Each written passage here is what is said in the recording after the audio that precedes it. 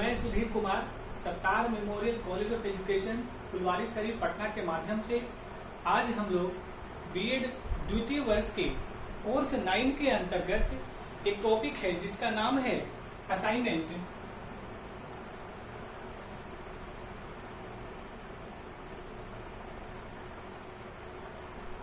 हम लोग आज इसकी चर्चा करेंगे।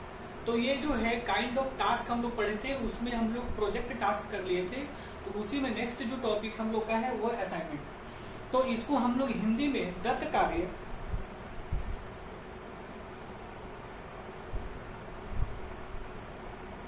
या केवल कार्य का भी कहीं कहीं दत्त कार्य और कहीं कहीं कार्य लिखा हुआ भी आपको मिलेगा।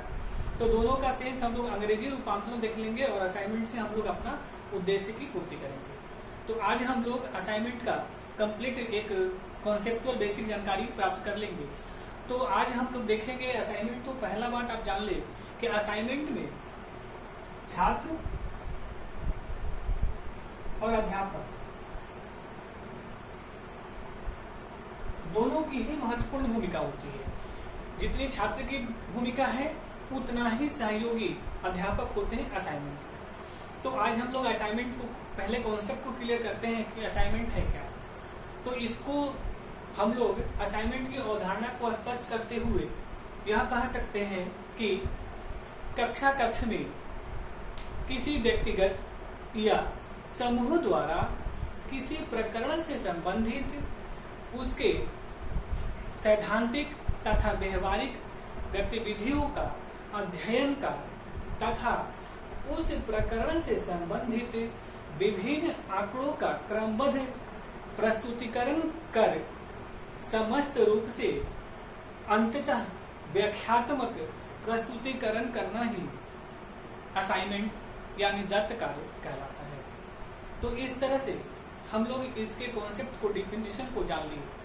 तो आप जान लें कि असाइनमेंट क्या करता है। तो असाइनमेंट द्वारा यानी दत्त कार्य द्वारा कक्षा की क्रियाओं को संगठित एवं निर्देशित करने का कार्य किया जाता है। यानी असाइनमेंट के माध्यम से आप कक्षा के कार्य को संगठित का सेंस हम लोग लेंगे, कलेक्ट का, यानी उसको एक प्रोसेस में एक कंटिन्यूटी में इकट्ठा करेंगे और उसको निर्देशित का सेंस होगा कि हम जिस उद्देश्य के लिए काम कर रहे हैं वह कंप्लीट हो रहा है। तो यह जो असाइनमेंट आपके कक्षा की क्रियाओं को संगठित तथा निर्देशित करता है। तो आइए हम लोग जानते हैं कि असाइनमेंट में अध्यापक क्या करते हैं। तो आप जान लें कि वर्तमान जो शैक्षिक प्रणाली है हम लोग की वो त्रिस्तरीय है। त्रिस्तरीय इसको हम लोग डायग्राम से भी देख सकते हैं। ऊपर हो जाएगा पाठ्यक्रम, अध्यापक और छात्र। ये आपका जो है शिक्षा का स्तर है। जो एजुकेशन सिस्टम आपके भारत में है, यानी ऐसा भारत नहीं पूरे वर्ल्ड में इसके कॉन्सेप्ट को लागू है, या ये एक ही समरूप मिलेगा आपको पूरे विश्व में कि एक हो गया पाठ्यक्रम, फिर अध्यापक और छात्र। यानी असाइनमेंट का संबंध इस आपके शिक्षा स्तर से स्पष्ट रूप से है। यानी अध्यापक जब भी असाइनमेंट के कार्य को छात्रों को देंगे तो उसका संबंध पूर्णतः पाठ्यक्रम से होना चाहिए। यानी ऐसा नहीं होना चाहिए कि जब अध्यापक किसी भी असाइनमेंट को छात्र के समक्ष प्रस्तुत कर रहे हो और उसका संबंध उनके पाठ्यक्रम से अलग हो तो उनका असाइनमेंट सार्थक नहीं माना जाएगा। तो जितना छात्र की भूमिका है उतनी ही अध्यापक की भूमिका है इसमें। तो आज हम लोग देखेंगे कि इसमें असाइनमेंट में अध्यापक की क्या क्या भूमिका होती है। यानी अध्यापक असाइनमेंट के लिए क्या करते हैं कक्ष में।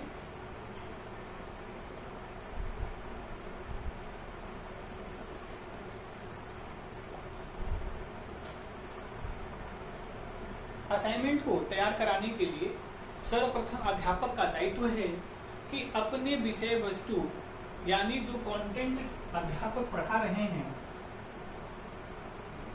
वह कंटेंट सरल और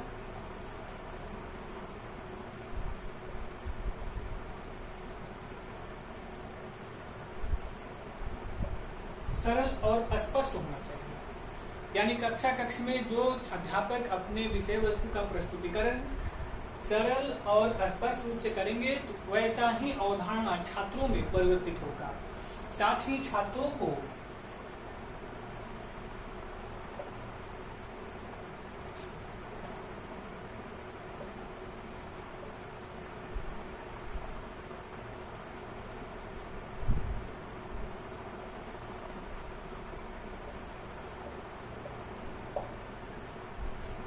छात्रों में समस्या समाधान की अवधारणा को विकसित करेंगे। इस तरह से कक्ष में अध्यापक अपने कंटेंट का प्रस्तुतिकरण करते समय छात्रों में कोई ऐसा क्लासरूम में ही टास्क दे देंगे और वो क्लासरूम में जो किया गया कार्य सेंडर उसी समय क्लासरूम में ही उसका सॉर्ट आउट यानी उसका सोल्यूशन तैयार करवाएंगे छात्रों से। तो इस तरह से धीरे धीरे एक प्रोसेस में कंटिन्यूटी आती जाएगी और छात्रों में समस्या समाधान का जो है एक कॉन्सेप्ट डेवलप हो जाएगा। तो छात्र आगे चलकर असाइनमेंट को सरलता से और समुचित समय में करने में सक्षम होंगे। दूसरी बात आप जान लें कि अध्यापक क्या करते हैं, छात्र में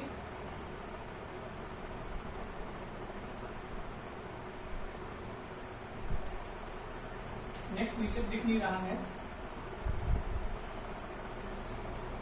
क्या करेंगे अध्यापक कि छात्रों में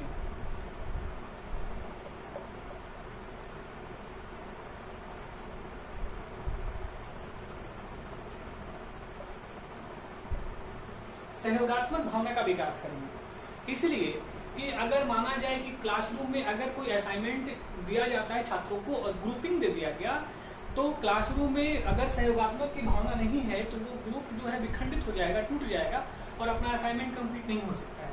तो इस तरह से हम लोग देख लिए कि जो असाइनमेंट जो है वो सिंगल भी हो सकता है और ग्रुप भी हो सकता है, पहला।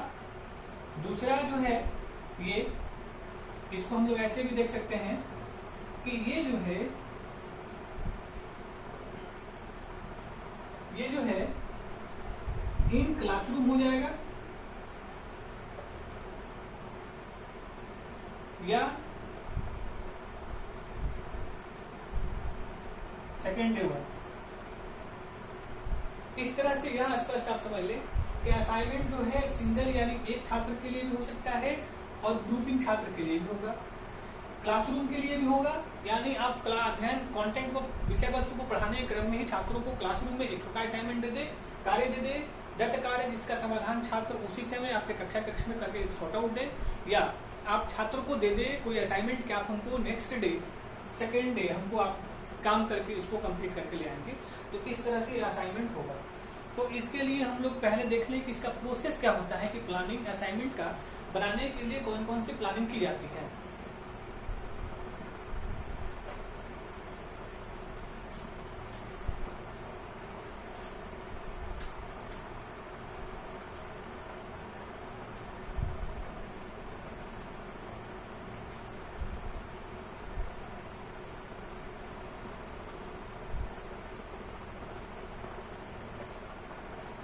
Planning of assignment. तो इसमें असाइनमेंट में क्या होगा, सबसे पहला जो प्लान होगा इसमें और यह जो कार्य होगा वो अध्यापक पहले प्लान करेंगे कि असाइनमेंट देने से पूर्व कौन कौन से सॉर्ट आउट कर ले अपने कंफ्यूजन को, उसके तत्पश्चात असाइनमेंट देंगे तो आपके असाइनमेंट का उद्देश्य स्पष्ट और प्रभावशाली रूप से कंप्लीट होगा।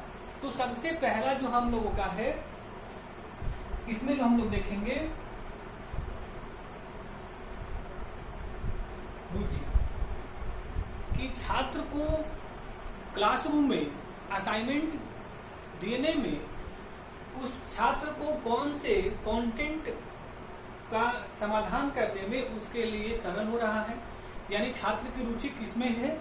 तो इसके हिसाब से छात्रों का पहले एक अध्यापक क्या करते हैं, एक अनुमान लगा लेते हैं कि किस छात्र को किस असाइनमेंट की ओर यानी विषय वस्तु की रुचि है, तो उससे संबंधित देने में ज्यादा छात्र सरलता पूर्वक करने में सहज होते हैं।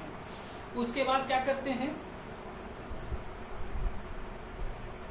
छात्रों में यह देखते हैं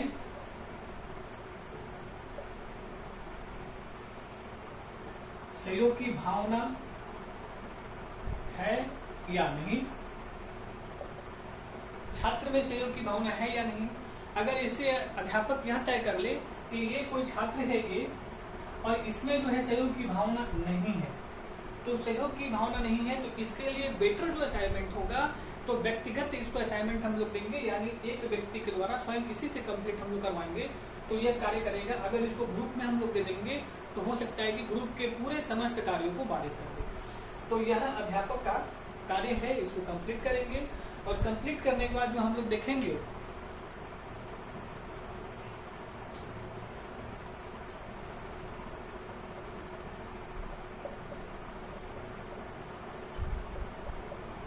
छात्रों को मौखिक या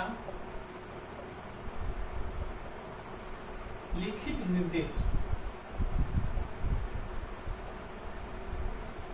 यानी असाइनमेंट से रिलेटेड अध्यापक क्या करेंगे कि छात्रों को मौखिक या लिखित रूप से निर्देश देंगे। जैसे मान लिया जाए कि हम अध्यापक हैं और क्लासरूम में पढ़ा रहे हैं और हमको कोर्स 9 में असाइनमेंट बनवाना है छात्रों से, तो हम अगर कोई प्रश्न दे रहे हैं छात्रों को तो सर्वप्रथम मेरा दायित्व है कि उस प्रश्न से संबंधित छात्रों को मौखिक या लिखित या दोनों में मटेरियल उपलब्ध करा दे, बता दे, समझा दे, तत्पश्चात उस विषय वस्तु से संबंधित छात्र को असाइनमेंट दे तो छात्र सरलता पूर्वक उसका प्रस्तुतिकरण करेंगे और अच्छे से अपने कार्य को कंप्लीट करेंगे।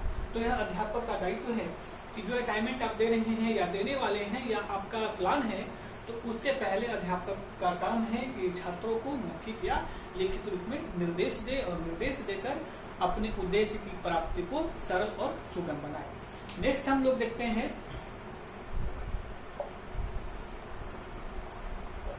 अध्यापक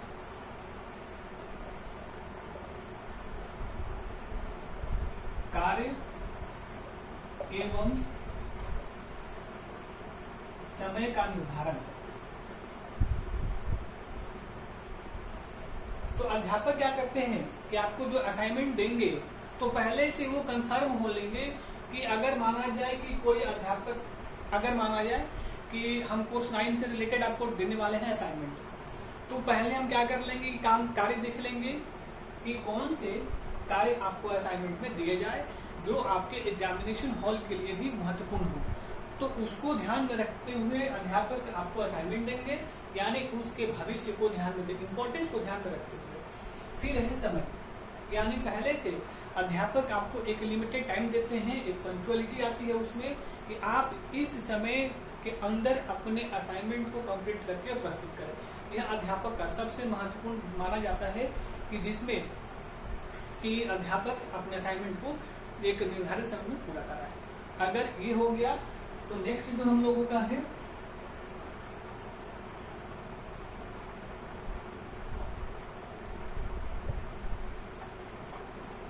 मूल्यांकन, यानी अध्यापक क्या करेंगे इसके बाद जो है कि आपके जो असाइनमेंट है उसका इवैल्यूएशन करेंगे, इवैल्यूएट करेंगे कि आपके द्वारा किया गया कार्य कितना बेटर है, सही है या गलत है या प्रभावशाली है या नहीं है। तो यह अध्यापक का दायित्व है कि आपके असाइनमेंट का मूल्यांकन करके यह स्पष्ट करें कि आपके द्वारा किया गया तैयार कार्य क्या अपने उद्देश्य को प्राप्त किया है या नहीं किया है, या उसमें कोई कमी है तो उसमें जो है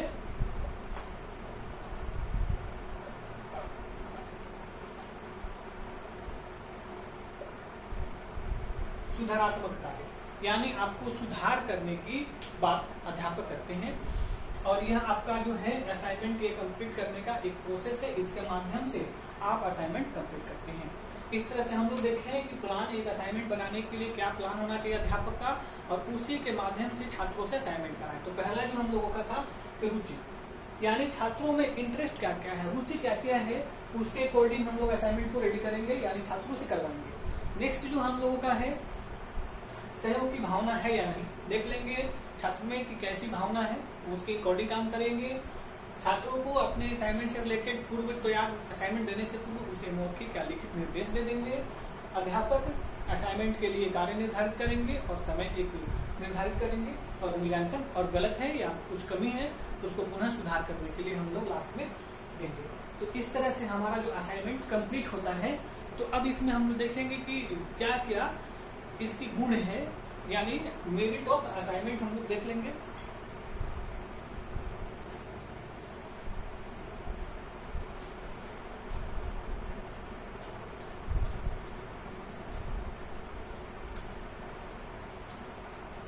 सबसे पहला जो है हम लोग इसको देखेंगे,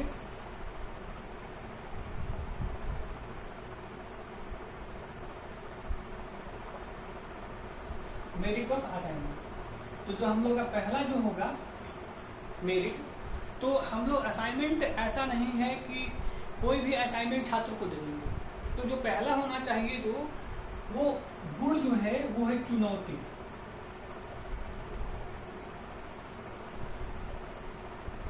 असाइनमेंट कैसा होना चाहिए? चुनौतीपूर्ण, चैलेंजिंग होना चाहिए असाइनमेंट। और चैलेंजिंग का सेंस ऐसा ये भी ध्यान रखना है कि चुनौतीपूर्ण का सेंस में ऐसा कोई असाइनमेंट ना दे दे जो छात्र के लिए व्यर्थ हो, यानी उसकी बौद्धिक क्षमता से ऊपर हो, अनावश्यक हो। ये सारे वातावरण को ध्यान में रखते हुए छात्र को असाइनमेंट दिया जाता है। तो इसके जो मेरिट है वो पहला है चुनौती। दूसरा जो है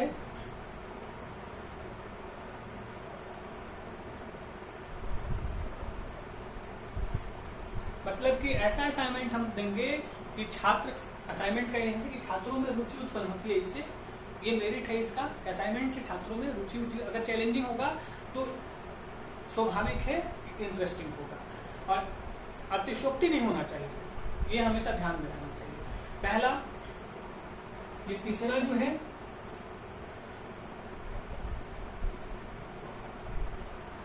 उद्देश्यपूर्ण। असाइनमेंट जो है हमेशा उद्देश्यपूर्ण होता है। किसी न किसी उद्देश्य के लिए इसका निर्माण किया जाता है, इसकी व्याख्या की जाती है, जिससे छात्र जो है अपने उद्देश्य की प्राप्ति करते हैं। यह जो होता है परिभाषित एवं विशिष्ट होता है। इसके मेरिट है परिभाषित एवं विशिष्ट होगा। जो 5 जो है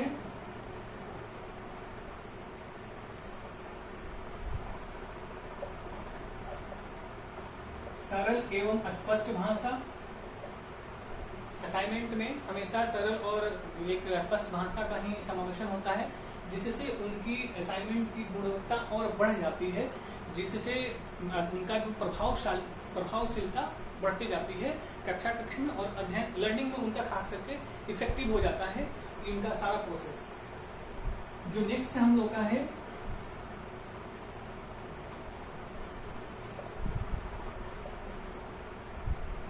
लक्ष्य की प्राप्ति।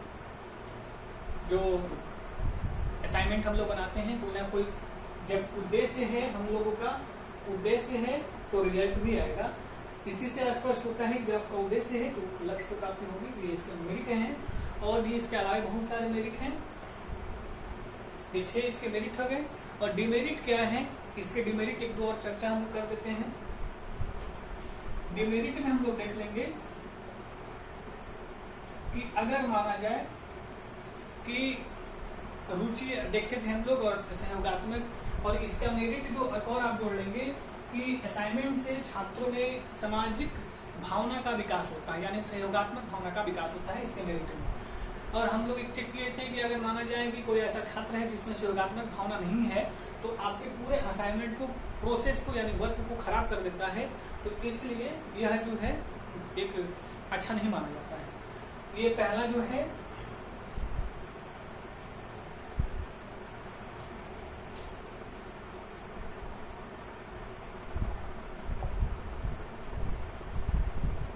अनुचित व्यवहार की समस्या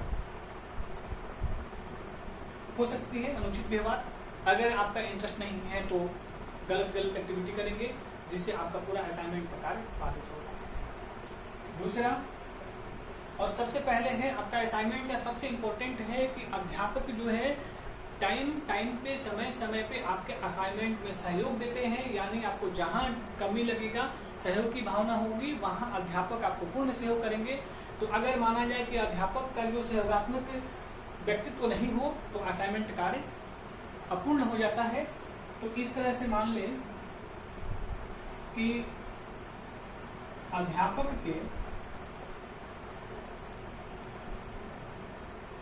अध्यापक के सहयोग न देना, न होना। यानी अगर कोई अध्यापक हैं उनमें संज्ञानात्मक व्यक्तित्व नहीं है, वो छात्रों को हेल्प नहीं कर पा रहे हैं, तो इससे आपका असाइनमेंट जो है पूरा पूरा बाधित होगा। आप लिमिटेड जो निर्धारित समय में असाइनमेंट का प्रस्तुतिकरण नहीं दे पाएंगे।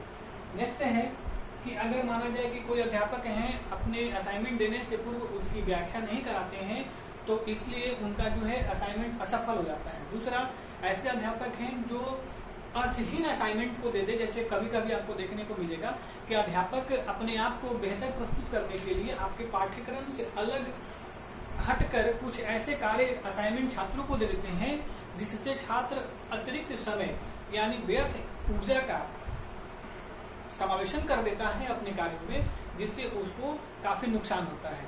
इसलिए ऐसे बहुत सारे ऐसे डिमेरिट हैं। तो इस तरह से हम लोग आज जो है पूरे असाइनमेंट का अवधारणा को जान गए, टीचर की भूमिका क्या है वो जान गए, प्लान ऑफ असाइनमेंट वो जान गए, मेरिट जान गए, डिमेरिट जान गए। अब इसमें एक छोटा सा पार्ट है, इतना सफिशिएंट है एग्जाम हॉल के लिए, लेकिन इसी में एक छोटा पार्ट है टाइप ऑफ असाइनमेंट। तो अगर आप चाहेंगे तो उसके लिए एक नेक्स्ट वीडियो बना देंगे छोटा सा टाइप ऑफ असाइनमेंट के लिए।